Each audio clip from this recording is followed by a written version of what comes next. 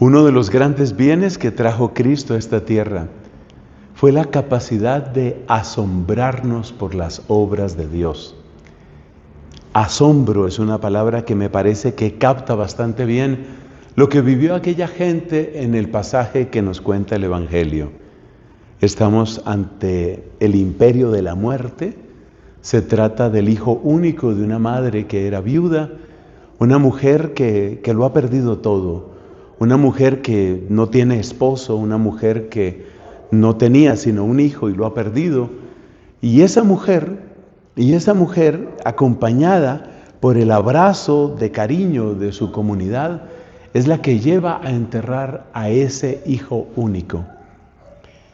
Cristo, movido por la compasión, esa compasión suya que nos dice tanto, Cristo, movido por compasión, detiene esa caravana de la muerte, como lo llama un himno de la liturgia de las horas, y retorna a ese muchacho, lo retorna a la vida y se lo entrega a la mamá.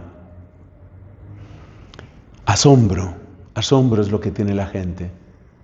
Asombro que nosotros necesitamos recuperar, porque el asombro te lleva a la gratitud, te lleva a la alabanza y te lleva a la adoración.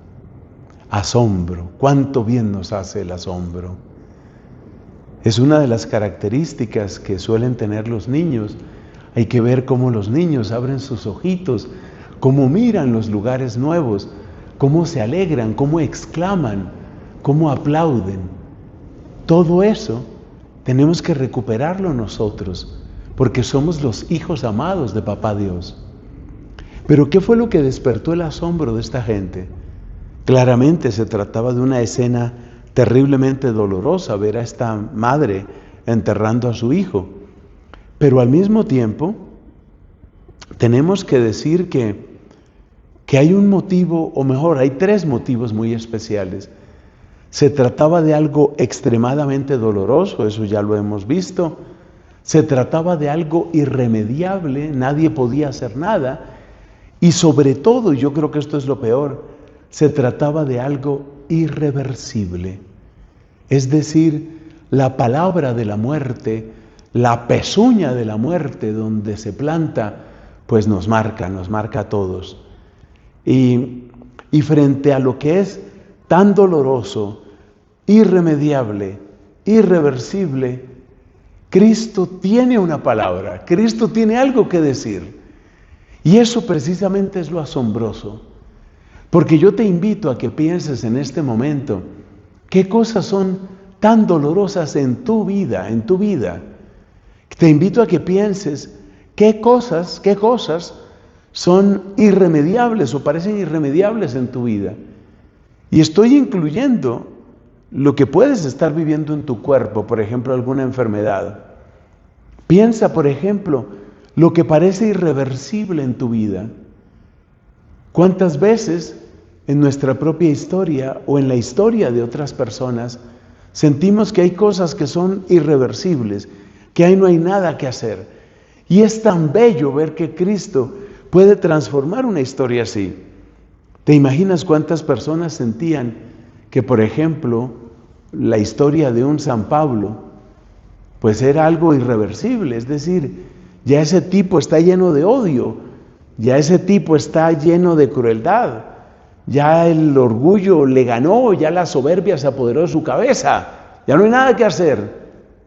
Era como un muerto, ese Pablo era como un muerto y parecía irremediable, parecía irreversible.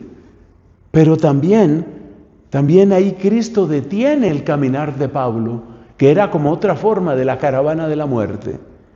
Y Cristo detendrá muchas más caravanas de la muerte más grave, que es la muerte del pecado, a la que Él realmente reserva el término de muerte. Pensemos en San Agustín, pensemos, por ejemplo, en San Francisco de Asís, pensemos en San Charles de Foucault. Es decir, personas que tuvieron unos procesos de conversión fantásticos, donde Cristo una y otra vez estaba deteniendo la caravana de la muerte y estaba diciendo: lo que a ustedes les parece imposible, irremediable, irreversible, yo lo veo de otra manera. Y Cristo da un vuelco y Cristo cambia las cosas y hace maravillas. Y eso es motivo de gozo y es motivo de asombro.